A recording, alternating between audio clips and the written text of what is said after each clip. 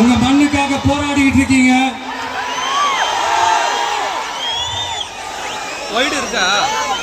உங்க போராட்டத்தை பத்தி ராகுல் ஒரு பையன், சின்ன பையன் பேசுனதை நான் கேட்டேன். அந்த குழந்தையோட பேச்சு மனசு ஏதோ செஞ்சிருச்சு. உடனே உங்க எல்லாரையும் பார்க்கணும்னு தோணுச்சு, உங்க எல்லாரையும் கூட பேசி ஆகணும்னு தோணுச்சு. உங்க எல்லாரும் கூட நான் நிப்பேன், நீ தொடர்ந்து நிப்பேன் சொல்லணும்னு தோணுச்சு.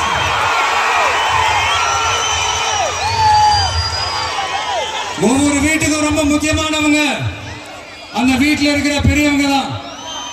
அதே மாதிரிதான் நம்ம நாட்டுக்கு ரொம்ப முக்கியமானவங்க உங்களை மாதிரி விவசாயிங்க தான்.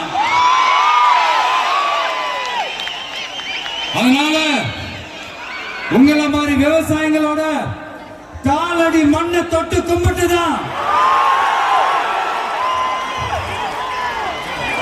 என்னோட பயணத்தை தொடங்கணும்னு ஒரு முடிவோட தான் இருந்தேன்.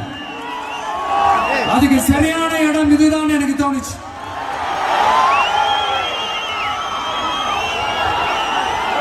என்ன, உங்க வீட்டில் இருக்கிற ஒரு மகனா என்னோட கள அரசியல் பயணம் உங்களோட ஆசீர்வாதத்தோட இங்கிருந்து தான் தொடங்குது. நம்மளுடைய முதல் மாநில மாநாட்டில் நம்ம கட்சியினுடைய கொள்கையை பத்தி எடுத்து சொன்ன அதுல ஒண்ணுதான் இயற்கை வள பாதுகாப்பு. சூழலியல் மற்றும் காலநிலை நெருக்கடியை எதிர்கொள்ளக்கூடிய இயற்கைக்கு ஊறு விளைவிக்காத பகுதிசார் மாநில வளர்ச்சி பரவலாக்கம். இதான் நாம் அறிவிச்ச அந்த கொள்கை. இதான் நான் இங்க சொல்றதுக்கு காரணம் ஓட்டு அரசியலுக்காக இல்ல.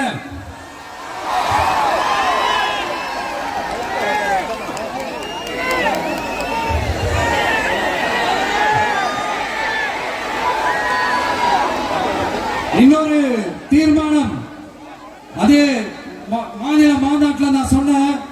அது விவசாய நிலங்கள் பாதுகாப்பு கொள்கை தீர்மானம். அதுல காஞ்சிபுரம் மாவட்டம் பரந்தூரில் 1000க்கும் மேற்பட்ட ஏக்கர் பரப்பளவில் 13 நீர்நிலைகளை அடிச்சு சென்னையை நிரந்தரமாக வெள்ளக்காடாக்கும் இத்திட்டத்தை ஒன்றிய மாநில அரசுகள் கைவிட வேண்டும் என்று வலியுறுத்தின.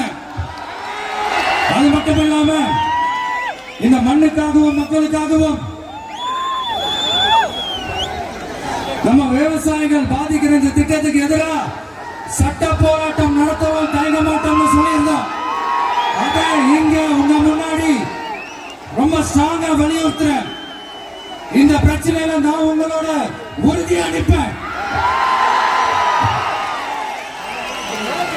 இன்னொரு முக்கியமான விஷயம், நம்மள ஆண்டுகிட்டு இருக்கிற ஒன்றிய அரசுக்கும் மாநில அரசுக்கும் நான் சொல்லணும்னு நினைக்கிறேன். நான் இங்க வளர்ச்சிக்கு எதிரானவெல்லாம் கிடையாது. ஏர்போர்ட்டே வரக்கூடாதுன்னு நான் சொல்லல, இந்த இடத்துல வரக்கூடாதுன்னு நான் சொல்றேன். இதை நான் சொல்லலன்னு இவன் வளர்ச்சிக்கு எதிரானவன் அப்படி இப்படின்னு சொல்லி ஒரு கதையை கட்டி ஆரம்பிச்சிருவாங்க. நமக்கு அதை பத்தினா கவலை இல்லைங்க. எல்லாத்துக்கும் மேல இன்னைக்கு இந்த பூமியில வாழ்ற எல்லா உயிரினங்களோட இருப்பையும் புவி வெப்பமயமாதல் பயமுறுத்திட்டு இருக்கு. அதனுடைய ரிசல்ட் தான் ஒவ்வொரு வருஷமும் இந்த மழை காலத்துல வெள்ளத்துல சென்னை சிட்டி எப்படி தத்தளிச்சுக்கிட்டு இருக்கிறத நம்ம பாக்குறோம். இப்ப ரீசன்ட் டைம்ல எடுத்த ஒரு அறிவியல் ஆய்வுல இப்படி ஒவ்வொரு வருஷம் சென்னையில வர ஃப்ளட்டுக்கு காரணமே இங்க இந்த சுற்று வட்டார பகுதியில் இருக்கிற சதுப்பு நிலங்களை நீர்நிலைகளை அழிச்சது தான் சொல்லுது. இப்படி ஒரு சூழல் இருக்கும் போது 90% ஆஃப் விவசாய நிலங்கள் 90% ஆஃப் நீர்நிலைகளை அழிச்சு இங்க இந்த பரந்தூர் விமான நிலையத்தை கொண்டு வரணும்னு எடுக்கிற அந்த முடிவை எந்த அரசா இருந்தாலும் அது மக்கள் விரோத அரசா தான் இருக்க முடியும்.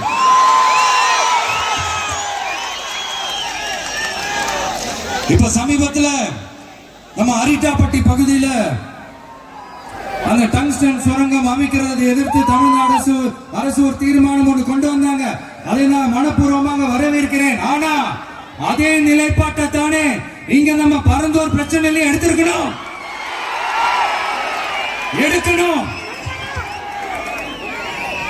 எப்படி அரிட்டாப்பட்டி பகுதி மக்கள் நம்ம மக்களும் அதே மாதிரி தானே பரந்தூர் மக்களும் நம்ம மக்கள். அப்படித்தானே ஒரு அரசாங்கம் யோசிக்கணும். ஆனா அப்படி செய்யலையே. ஏன் செய்யல? ஏன்னா இந்த விமான நிலையத்தையும் தாண்டி இந்த திட்டத்தில் அவங்களுக்கு ஏதோ ஒரு லாபம் இருக்குது.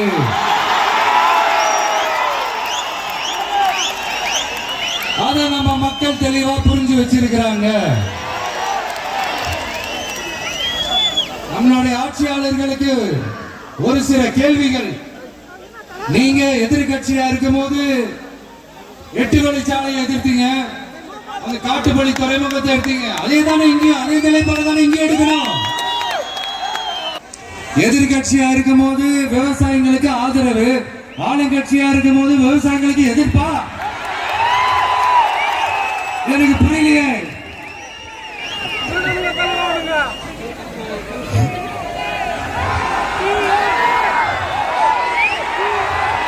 அதனால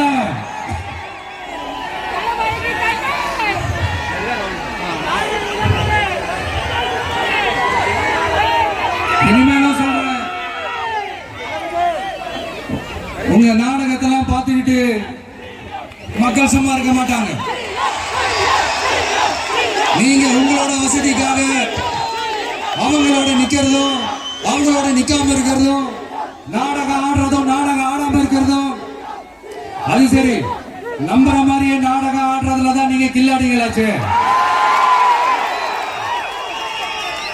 அதையும் மீறி நம்ம விவசாயிங்க உங்க போராட்டத்துக்கு எதிராக போராடினாங்கன்னா பிரச்சனை தான்.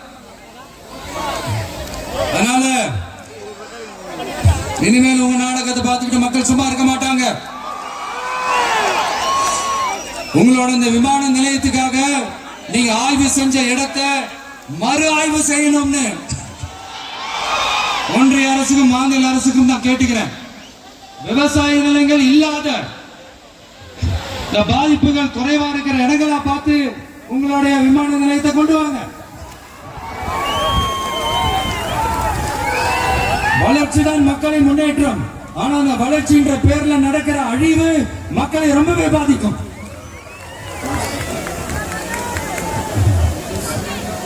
நீங்க எல்லாரும் உங்களுடைய ஊர் கிராம தேவதைகளான கொல்லமட்டால் அம்மன் மேலையும் எல்லை அம்மன் மேலையும் ரொம்பவே நம்பிக்கை வச்சிருக்கீங்கன்றது எனக்கு தெரிஞ்சது. அந்த நம்பிக்கையை இழந்துடாதீங்க. உங்களுக்காகவும் உங்க ஊருக்காகவும் இனி உங்க வீட்டு பிள்ளையான நாடும் தமிழக வெற்றி கழகத்தோட தோழர்களும் சட்டத்துக்கு முற்பட்டு எல்லா வழிகளிலும் உங்களோட உறுதி அளிப்பேன். உங்களோட ஊருக்குள்ள ஏகனாபுரம் ஊருக்குள்ள வந்து அந்த திடல்ல தான் உங்க எல்லாரையும் மீட் பண்ணணும்னு நினைச்சேன். ஆனா எனக்கு பர்மிஷன் கிடைக்கல. இங்கதான் பர்மிஷன் கொடுத்தாங்க. நான் ஏன் ஊருக்குள்ள வரணும் தடைன்னு எனக்கு தெரியல. இப்படிதான் கொஞ்ச நாளைக்கு முன்னாடி நம்ம புள்ளிங்க ஒரு நோட்டீஸ் கொடுத்ததுக்கு தடை விதிச்சாங்க. ஒரு துண்டு சீட்டு நம்ம பிள்ளைங்க கொடுத்ததுக்கு. அது ஏன்னு எனக்கு புரியல. அதனால கான்பிடண்டா இருங்க, நல்லதே நடக்கும், வெற்றி நிச்சயம்.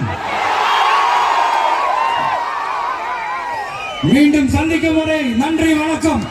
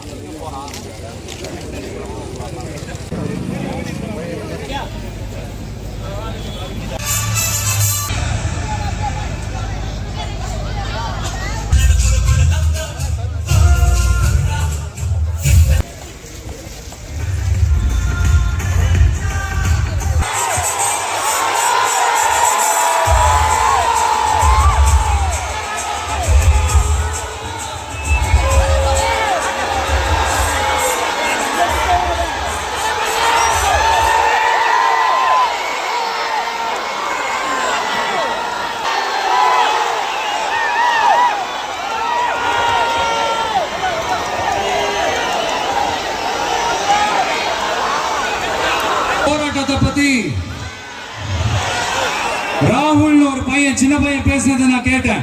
நிப்பேன், நீ தொடர்ந்து நிப்பேன் சொல்லுங்கள் தோழர்.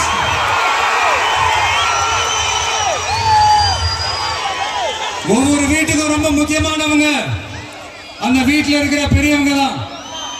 அதே மாதிரிதான் நம்ம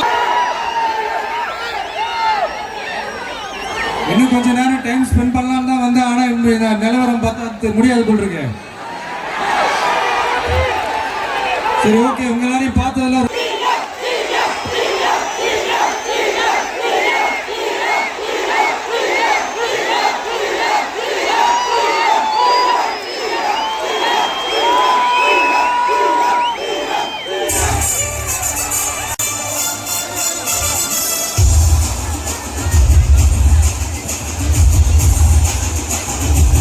ஹலோ ஹலோ கேக்குதா? விவசாயிகளின் கண்ணீரை தொடப்பேன்.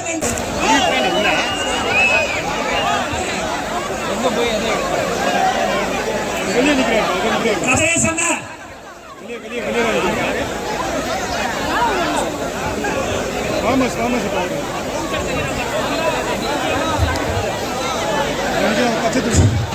கதிரே சொன்ன